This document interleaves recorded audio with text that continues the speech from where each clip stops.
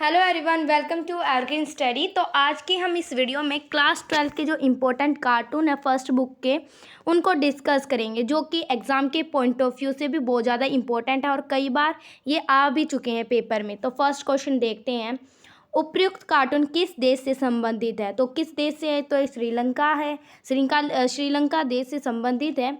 तो second question क्या है, चित्र में शेर तथा बाघ किन किन समुदाय का प्रतिनिधित्व कर रहे हैं। तो शेर है वो सिंघाला का कर रहा है, वहीं बाघ जो टाइगर है वो लिट्टे समुदाय का प्रतिनिधित्व कर रहे हैं। थर्ड क्वेश्चन है, चित्र में दिए गए व्यक्ति कौन है। तो ये उस देश श्रीलंका के राष्ट्रपति हैं तथा चित्र में उनके प्रयास का वर्णन करें। तो वो प्रयास कर रहे हैं कि लिट्टे और सिंघालास हैं वो इक्वल आ जाएं। ठीक है, अब सेकंड देखते हैं, ये कार्टून देख रहे हो आप। तो फर्स्ट क्वेश्चन क्या है, दिए गए कार्टून में कल और आज से कार्टूनिस्ट का क्या अर्थ है। तो आज और कल से इसका तात्पर्य है कि जो वैश्वीकरण के बाद है भारत और चीन की दशा पहले कैसी थी और आज कैसी हैं। सेकंड क्वेश्चन क्या है, चीन और भारत के लोग तुम्हारी नौकरी खा जाएंगे।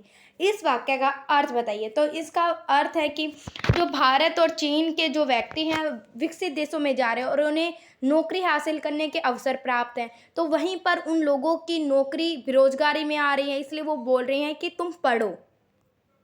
तो आप अगला कार्टून देख रहे हो।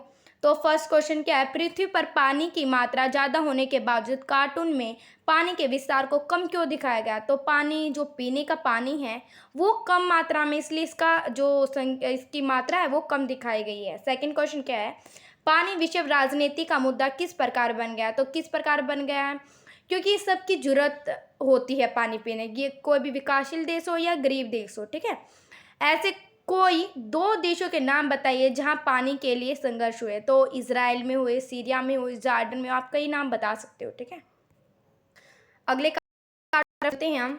तो अगला कार्टून आप देख रहे हो। तो फर्स्ट क्वेश्चन देखते हैं, कार्टून में दिखाए गए व्यक्ति किन श्रेणियों के देश को इंगित कर रहे हैं। तो ये दक्षिण गोलार्ध के देश हैं और एक उत्तर गोलार्ध है, मतलब विकसित देश है और विकासशील हो या अविकसित देश है। ठीक है, सेकंड क्वेश्चन क्या है, पर्यावरण की सुरक्षा को सुनिश्चित करने के लिए विभिन्न देशों की भागीदारी तय करने से संबंधित कौन कौन प्रयास के, मतलब कैसे कैसे प्रयास हुए। तो आप लिख सकते हैं रियो सम्मेलन, जैसे पृथ्वी सम्मेलन हुआ, क्योटो प्रोटोकॉल बना, यूनिसेफ बना, ये चीज़ों के बारे में आपको लिखना है। थर्ड क्वेश्चन क्या है, पर्यावरण के मसले को लेकर धनी और गरीब देशों के नज़रिए में क्या क्या अंतर है। तो जो गरीब देश हैं वो बोलते हैं कि औद्योगिक विकास होने के कारण जो विकसित देश हैं उन्होंने औद्योगिक विकास ज़्यादा कर लिया, जिससे कि पर्यावरण को नुकसान उन्होंने पहुंचाया है।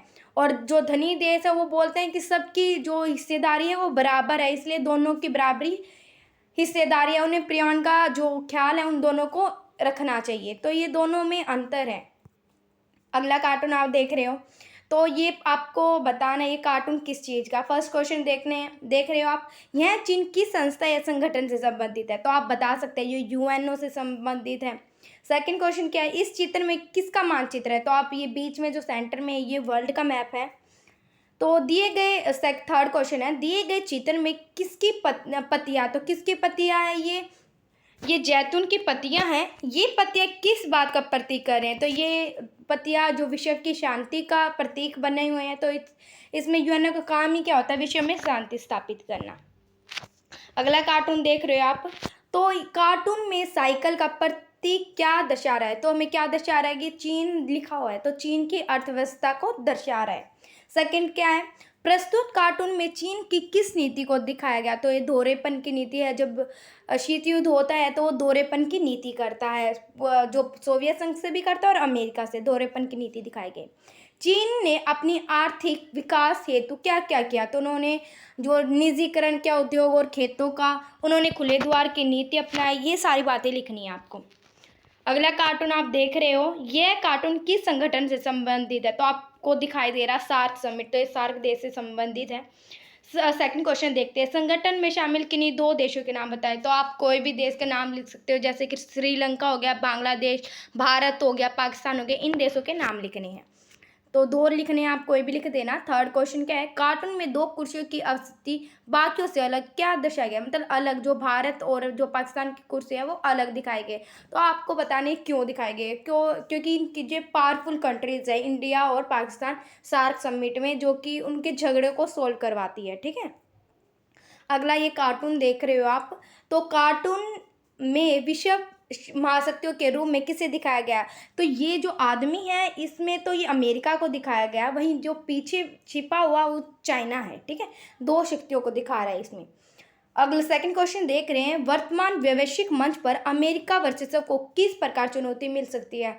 जैसे कि वो आप देख रहे हो यूरोपीय संघ है वो ज़्यादा पावरफुल हो रहा है, इंडिया हो रहा है, चीन हो रहा है, ये शक्तियाँ इसे आगे जाके टक्कर दे सकती हैं।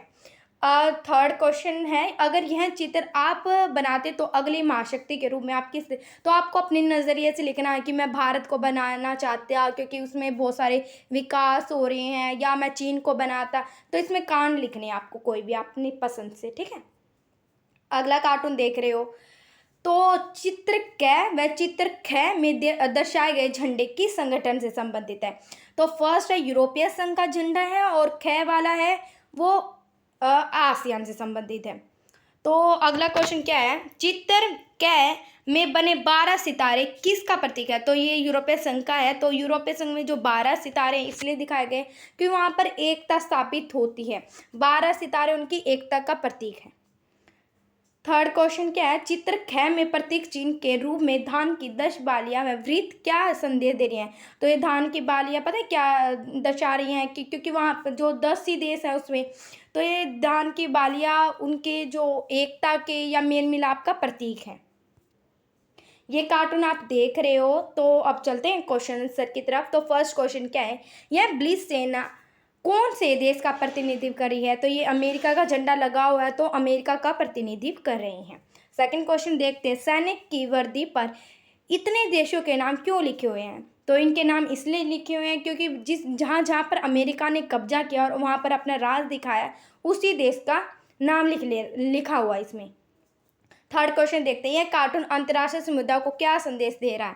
तो ये संदेश दे रहा है कि मैं कितना पावरफुल कंट्री हूँ, मैं किसी से नहीं डरता हूँ। ठीक है, यूएनओ तक नहीं डरता हूँ, मुझे किसी देश पर हमला करना तो मैं कर लेता हूँ। ठीक है, ये दर्शा रहा है। ठीक है, कार्टून के आधार पर नियम प्रश्नों के उत्तर दे। तो ये नेक्स्ट कार्टून है, यह कार्टून किस विख्यात भारतीय कार्टूनिस्ट द्वारा बनाया गया? तो ये भारतीय कार्टूनिस्ट है कुटी द्वारा बनाया गया है, इस साइड में लिखा भी हुआ है।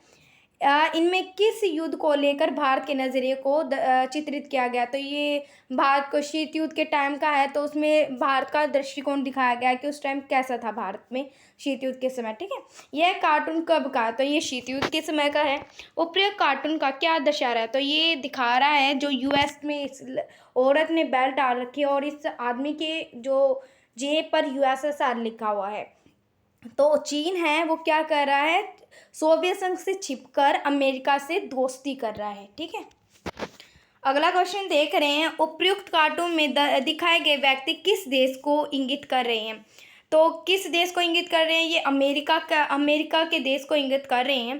कार्टून में दिखाए गए व्यक्ति के दोनों हाथ में क्या दिखाया गया है और वे किस चीज़ का प्रतीक है? तो ये एक दाएं हाथ में है, तो वो तो यूएनओ का है। वहीं सेकंड जो बाएं हाथ में है वो वॉर दिखाया गया है। ठीक है, दाएं हाथ से बात नहीं समझेंगे तो बाएं हाथ से समझाई जाएगी। इस व्यक्तिगत का आशय आपसे क्या स्पष्ट करवा रहा है? तो ये बात करवा रहा है कि यदि यूएनओ की बात किसी ने नहीं मानी आराम से, तो हम उस पर आक्रमण करेंगे। तो यही इस कार्टून जो इम्पोर्टेंट कार्टून है वो ख़त्म होते हैं। तो thank you for watching our channel. If you like the video, please like and subscribe my channel for new videos.